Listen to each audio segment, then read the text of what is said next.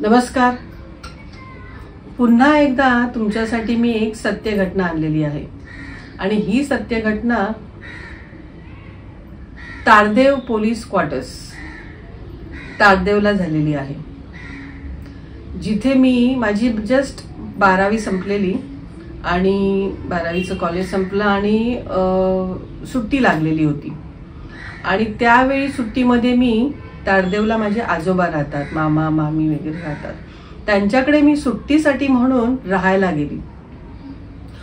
ऑलरेडीच तिथे माझ्या 2 बहिणी कझिन बहिणी तिथे राहायला आलेल्या होत्या आणि त्या घरामध्ये माझे आजोबा मामा मामी आणि तिचं लहान बाळ राहत होतं. तर आता आणि कल्पना म्हणून जी होती त्या दोघींमधली कझिन सिस्टर मधली, तिला आजोबांनी गावावरून थोडंसं मामीला वगैरे काही घरकामासाठी वगैरे मदत होईल वगैरे म्हणून असं तिला गावावरून आणलेलं होतं. आणि दुसरी जी कझिन सिस्टर होती ती त्या साईडला जवळपास कुठे राहणारी होती, पण ती सुट्टीला म्हणून माझ्यासारखीच तिथे राहायला आलेली. आता डेली रुटीन वगैरे आमचं खेळणं वगैरे ते सगळं चालू होतं. काय आम्ही टाइमपास करायचो, बाहेर फिरायला वगैरे जायचो. आणि एक दिवशी दुपारी आम्ही झोपलो म्हणजे टाइमपास वगैरे काय करून वगैरे मामी लहान बाळाला घेऊन झोपायची दुपारची. मग आम्हाला पण सांगायची की झोपा, तुम्हाला झोपायचं असेल झोपा, नाही तर मग काय टाइमपास करायचं तसं करा. तर त्या दिवशी मी झोपली नव्हती, मी असंच काहीतरी टाइमपास करत होती ते लहान बाळाबरोबर. आणि त्या दोघी आणि मामी वगैरे झोपलेली होती. थोड्या वेळानंतर त्याच्यातली एक जण आहे ती कझिन सिस्टर, त्याच्यातली एक जोरजोरात श्वास घ्यायला लागली, स्वतःचाच गळ्याला ती पकडून ओरडायला लागली म्हणजे तिचा आवाज बाहेर येत नव्हता, पण ती स्वतःच्या गळ्याला कोणीतरी तिचा गळा दाबत होतं. अशा प्रकारे ती गळा तिचा सोडण्याचा प्रयत्न करत होती आणि तिचा आवाज, ती ओरडायचा प्रयत्न करत होती पण तिचा आवाज बाहेर पडत नव्हता. तर हे थोड्या वेळ तिचं हे सगळं चालू होतं. अचानक असं ती जे करायला लागलेली, तिचा थोडासा बाहेर श्वासाचा आवाज येत असल्यामुळे माझी नजर तिथे गेली आणि मी ते बघत होती की ती काय करते वगैरे म्हणून. आणि थोड्या वेळाने माझी नजर गेल्यानंतर मी तिला हलवायचा प्रयत्न केला आणि तेवढ्यामध्ये ती रिलॅक्स झाली, म्हणजे तिचा गळा काय कोणी जो पकडलेला होता तो सोडला गेला. आणि नंतर तिला मी उठल्यावर विचारलं की काय झालं तुला, तर ती घाबरलेली होती. आणि त्याच्यानंतर मग ती उठून बसली आणि नंतर मग पुन्हा थोड्या वेळाने साईडला अशी जाऊन, म्हणजे तिथून उठली आणि पुन्हा सोफ्यावर जाऊन वगैरे ती जाऊन बसली. पण मला कळत नव्हतं की नेमकं तिला काय झालं. मी तिच्याकडे बघतेय पण ती शांतपणे जाऊन तिथे बसली. आणि थोड्या वेळानंतर मामी वगैरे उठली, कल्पना वगैरे उठली आणि नंतर आजोबा वगैरे संध्याकाळी आले. आजोबांना मामीने सांगितलं की तिला असं असं झालं म्हणून. तर मी हे ऐकलं की मामी काहीतरी आजोबांना सांगते की असं तिला सुद्धा असं झालं म्हणून वगैरे असं. तर मी म्हटलं असं काय सांगते, म्हणजे मी नंतर दुर्लक्ष पण केलं कारण कळत नव्हतं, मला कळलं नाही.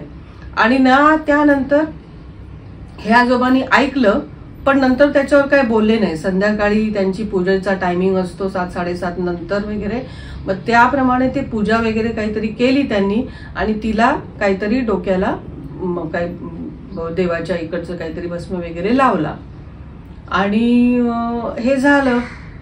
त्यानंतर तो दिवस गेला. दुसऱ्या दिवशी मला वाटतं दुसऱ्या दिवशी दुपारी पुन्हा हाच हाच प्रसंग म्हणजे मामी वगैरे झोपलेली होती, ती नेहमी दुपारची बाळाला घेऊन झोपायची. आणि त्यानंतर मामीला सुद्धा हाच प्रकार झाला. आम्हाला तिने सांगितलं झोपा नाही तर काय, आणि मी ऑलरेडी भियालेली होती, कारण हा जो आदल्या दिवशीचा जो प्रकार तिच्या बरोबर झालेला त्याच्यामुळे थोडंसं काहीतरी डोक्यामध्ये चुकचुक होत होतं. म्हणून मी काय झोपली नाही दुपारी. पण त्यावेळी मला वाटतं आम्ही कोणच झोपलो नव्हतो, आम्ही तिघी कोणीच झोपलो नव्हतो. पण मामी लहान बाळाला घेऊन झोपली. आणि त्यावेळी पुन्हा एकदा, पण त्या दोघी कुठेतरी, आम्ही तिघीही कुठेतरी बाजूच्या रूम मध्ये वगैरे खेळायला वगैरे गेलेलो होतो, म्हणजे बाहेरच दरवाजाच्या बाहेर आम्ही होतो. आणि थोड्या वेळाने मी काहीतरी वस्तू घेण्यासाठी वगैरे म्हणून मी आली आणि नंतर किचन मध्ये जाऊन पाणी प्यायला लागली. पाणी पिऊन बाहेर आली आणि त्याच्यानंतर थोडा वेळ तिथे सोफ्यावर बसली. आणि थोड्या वेळानंतर मला मामी असं पुन्हा, म्हणजे तिचा गळा कोणतरी दाबतंय आणि ती जोरजोरात ओरडण्याचा प्रयत्न करते. तिचाही आवाज बाहेर पडत नाहीये. ती सुद्धा सेम गळ्याला हात हे करून सोडण्याचा प्रयत्न करते, म्हणजे कोणतरी असा गळ्याला हात दाबतंय आणि ती तो हात काढण्याचा प्रयत्न करते वगैरे असं, आणि ओरडण्याचा प्रयत्न करते. पण तिचा आवाज बाहेर काय पडत नाहीये, फक्त तिचा जो जोर जोरात श्वास आहे तो श्वासाचा आवाज बाहेर पडत होता. आणि हे सगळं ऐकल्यानंतर मला भीती वाटायला लागली की मामी अशी काय करते, परत तिच्यासारखीच करते ही. आणि थोड्या वेळाने मामी शिव्या द्यायला सुरुवात केलं. मामीने शिव्या द्यायला, मी शिव्या सुद्धा त्या मामीने देताना ऐकलं. आणि नंतर थोड्या वेळाने ती जे काही तिला पकडलेलं होतं गळ्याला ते सुटलं गेलं आणि मामी उठली त्यावेळी धडकरून. मामी सुद्धा घाबरलेली होती.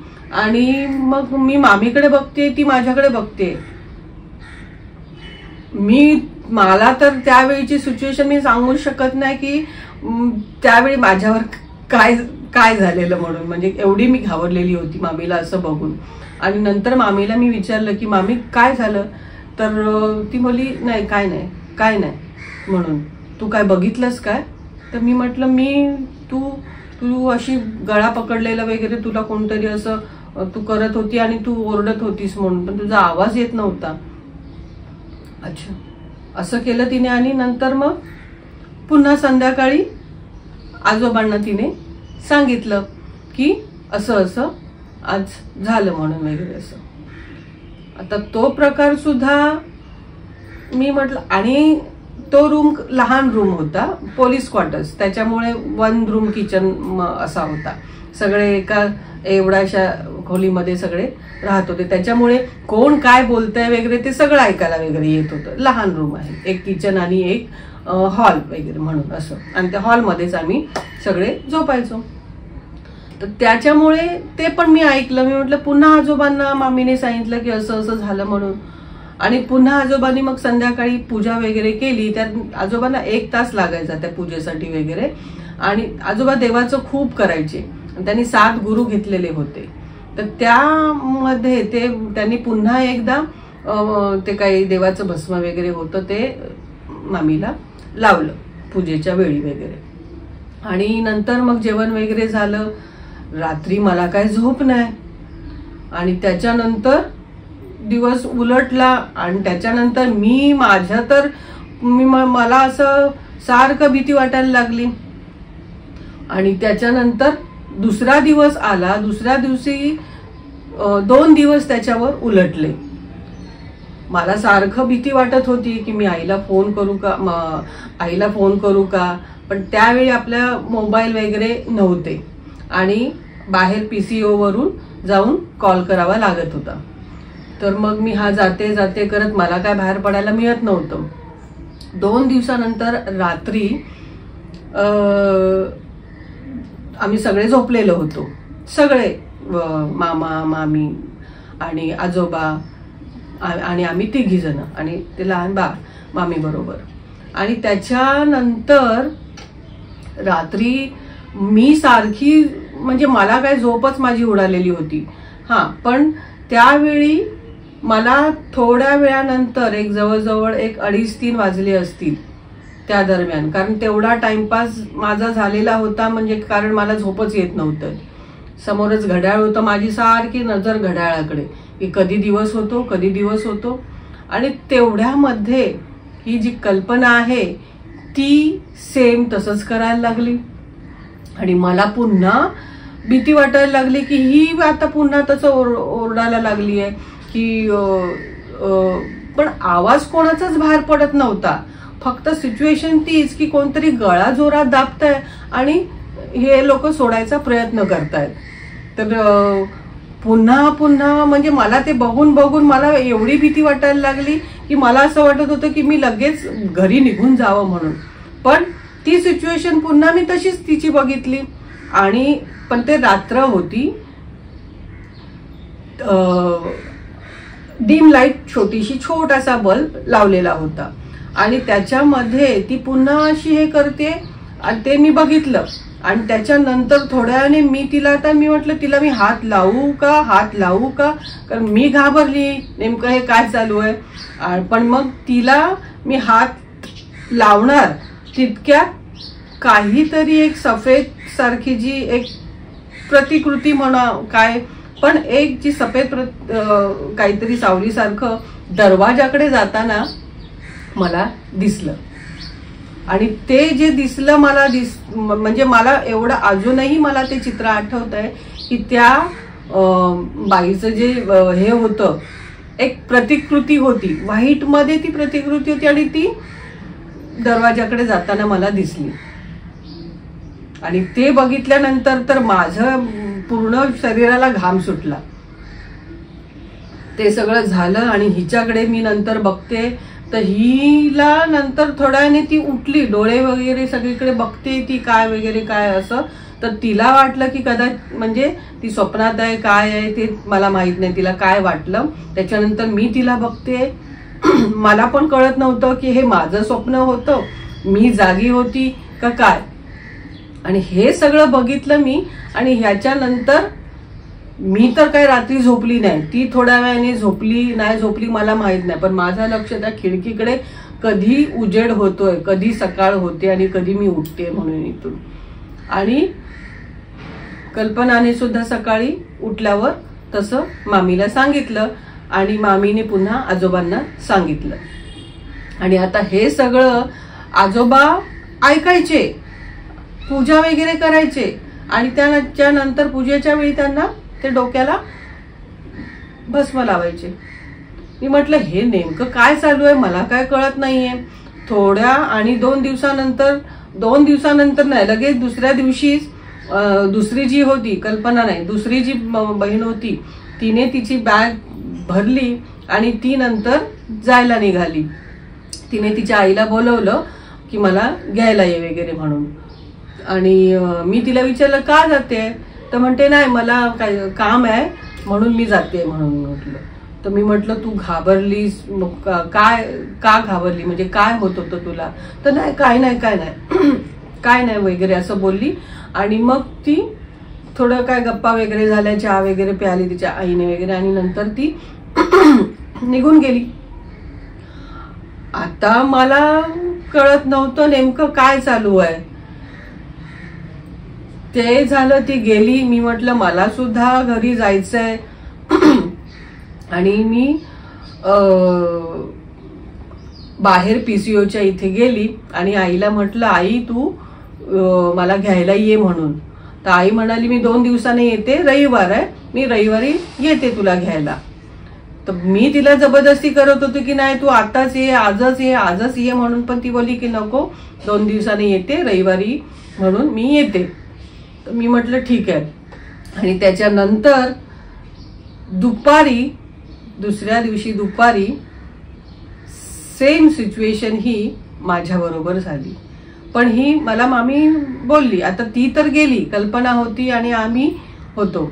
तर आता त्यावेळी मामी तर दुपारची झोपायची, तर त्यावेळी ती पुन्हा मला बोलली की मनीषा तू झोपतेस तर झोप, तुम्ही दोघी काय झोपताय तर झोपा, मी झोपते.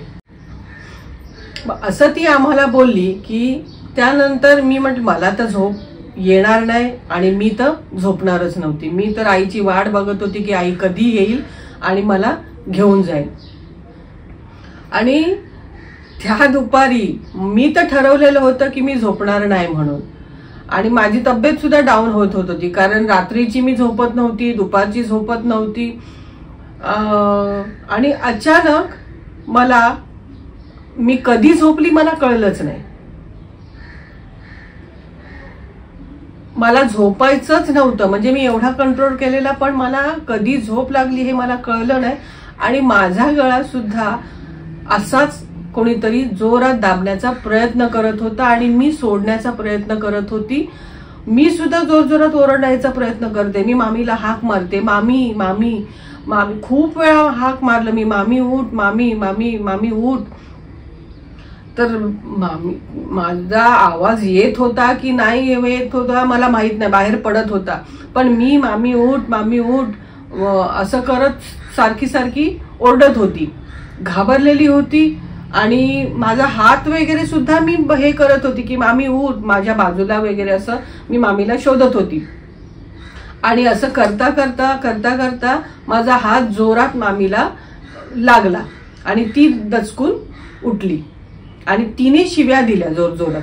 आणि त्या शिव्या वगैरे देताना थोड्या वेळाने माझा गळा सोडला गेला. आणि मला त्यानंतर मी उठली घाबरून. मामी मला बोलली तू ठीक आहेस ना?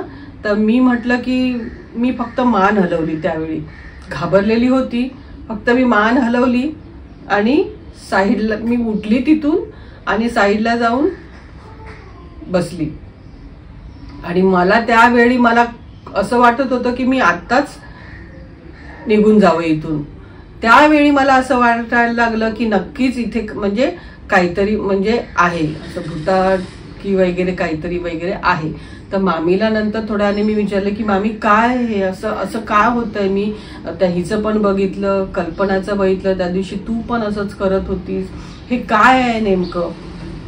मामी बोलली काय नाही काय नाही. आणि त्याच्यानंतर संध्याकाळी आजोबांना सांगितलं की मनीषाला सुद्धा असं झालं म्हणून वगैरे.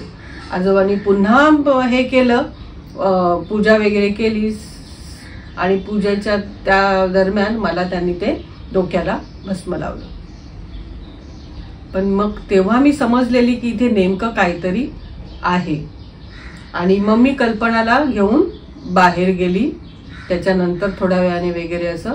आणि नंतर मग तिला मग मी विचारलं की बघ मला सांग म्हणून काय नेमकं काय आहे म्हणून, नाही तर मी आत्ताच्या आत्ता निघेन.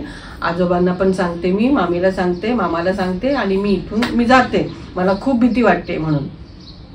मग नंतर मग तिने सांगितलं की बघ घाबरू नको की इथे. मग त्यावेळी तिने सांगितलं की या घरामध्ये अगोदर फॅमिली राहत होती, पण त्याच्यामध्ये ती जी बाई होती तर त्या बाईचा तिचे नणंद सासू हे छळ करत होते. नवरा गेला कामाला वगैरे की मग ते तिला त्रास द्यायचे वगैरे, काय काय बोलायचे, बडबडायचे. आणि त्याच्यामध्ये ती गरोदर सुद्धा होती. आणि त्यावेळी आणि त्या दोघींना ती नको होती. आणि त्यावेळी त्यांनी तिला जाळलं, म्हणजे आग लावली. आणि ती आग लावून ती टॉयलेटमध्ये तिला दांबून ठेवलं. आणि ती तिथे तिचा आवाज बाहेर पडत नव्हता, पडत पण असेल पण तो ह्या लोकांनाच फक्त ऐकायला येत होता. आणि तिकडेच ती खाक झाली. आणि हे नंतर कोणाला काहीच माहित नाही काय झालं काय नाही वगैरे. नंतर त्या लोकांनी काय स्वतः सुसाईड केलं वगैरे, स्वतः आग लावली हे असं सांगून वगैरे ते सगळं मिटवलं. मग असं तिने सांगितल्यानंतर आणि तिचं जे हे आहे ते ह्या घरामध्ये आहे आत्मा. आणि ती नेहमी म्हणजे ती फक्त आणि फक्त स्त्रियांनाच त्रास देते. इथे कोणीही स्त्री आली की तिला हा असा त्रास होतो. पुरुषांना त्रास हा करत नाही, ती पुरुषांना काहीच करत नाही, कारण तिचा नवरा तिच्याशी चांगला वागत होता. पण ते लोक नवऱ्याला लपवून हे सगळं ते करत होते. त्यामुळे ती पुरुषाला काहीच करत नव्हती. पण स्त्रिया जेवढ्या यायच्या इथे राहायला त्यांना ती अशा प्रकारचा त्रास द्यायची. आणि हे ऐकल्यानंतर माझी काय वाट लागली असेल त्यावेळी मी सांगू शकत नाही. त्यावेळी माझी काय वाट लागली. पण मी म्हटलं की मग राहता कशाला इथे, तुम्ही लोक चेंज करा ना. तर मग ती बोलली की चेंज कसं करणार, आता काय आपण दुसरं घर थोडी आहे आपल्याकडे, आपल्याला इथेच राहावं लागणार. पण मग आजोबा करतात, पूजा वगैरे करतात आणि मग त्यानंतर मग ते सगळं थोडं शांत होतं. मी म्हटलं पण त्याच्यामध्ये मी त्याच्यावर काहीच बोलली नाही. मी तर घाबरलेली पूर्णपणे. आई आली संडेला आल्यानंतर मी बॅग तर तेव्हाच पॅक करून ठेवलेली होती. आईला काही सांगितलं नाही. आई काय गप्पा वगैरे मारल्या. मी आपली बॅग घेऊन नंतर बाहेर पडली. आणि त्याच्यानंतर हे मी आईला सांगितलं की नाही मला माहित नाही. आईला सांगितलं असेल हे मी, पण त्याचा नंतर असा काय बवाल वगैरे असं काही नंतर इथे आजोबांना आईने सांगितलं नाही सांगितलं. पण ती जी घटना आहे ती घटना मी माझ्या मनामध्ये ठेवलेली होती की बाबा माझ्याबरोबर असा पण एक इन्सिडेंट, माझ्याबरोबर अशा प्रकारचे इन्सिडेंट्स भरपूर झालेत. कदाचित मला हे असं काही जे आहे, मी अंधश्रद्धा पसरवत नाहीये की भूत असतं, आत्मा असतो, मला माहित नाही. पण माझ्याबरोबर ह्या घटना घडतात. माझ्याबरोबर म्हणजे मला असं काही असेल तर ते वगैरे दिसतं वगैरे. आणि या घटना घडलेल्या आहेत मला प्रत्येक वेळी. म्हणजे मी एक माझा आता गेल्या व्हिडिओमध्ये सुद्धा मी एक माझा सांगितला की 6वी-7वीचा जो एक्सपिरियन्स. मग अशा प्रकारचे जे इन्सिडेंट्स आहे ते होत राहत आहेत माझ्याबरोबर. मग त्यामुळे मग हे जे आहे काय भूत आहे की नाहीये मला माहित नाही. पण तो जो सिच्युएशन बघितली, तो जो सीन बघितला मी की जाताना वगैरे, पण ते तर मी विसरू शकत नाहीये. त्या ठिकाणी नुसतं वाईट त्याची परछाईच नव्हती, तिथे फेसही मला दिसत होता त्या बाईचा. आणि हे सगळं नंतर पुन्हा मी आजोबांकडे राहायला म्हणून कधीच आली नाही. त्यांना भेटायला बघायला वगैरे काय बरं नव्हतं वगैरे तेव्हा मग आम्ही येऊन जायचो आई वगैरे. पण राहायला नंतर कधीच नाही आलो आम्ही. ही जी घटना आहे ती सत्य घटना माझ्याबरोबर घडलेली होती. 12वीची एक्झाम झाली आणि मी सुट्टीमध्ये राहायला आलेली त्यावेळी. तुम्हाला जर ही जी माझी घडलेली घटना आहे लाईफ मधली जर तुम्हाला आवडली असेल तर नक्कीच आपल्या मित्रमैत्रिणींबरोबर शेअर करा आणि चॅनलला सबस्क्राईब करा. कारण अजून भरपूर अशा काही लाईफमध्ये घडलेल्या घटना आहेत त्या तुम्हाला सांगायच्या आहेत. तर सबस्क्राईब सुद्धा करा. आणि तुम्हाला जर अशा काही घटना तुमच्या लाईफमध्ये जर झालेल्या असतील तर त्या सुद्धा तुम्ही मला पाठवू शकता. डिस्क्रिप्शन मध्ये माझा मेल आयडी दिलेला आहे. तर त्या मेल आयडीवर तुम्ही तुमच्या त्या सगळ्या घटना आहेत त्या सगळ्या पाठवा. आतासाठी जय हिंद, जय महाराष्ट्र.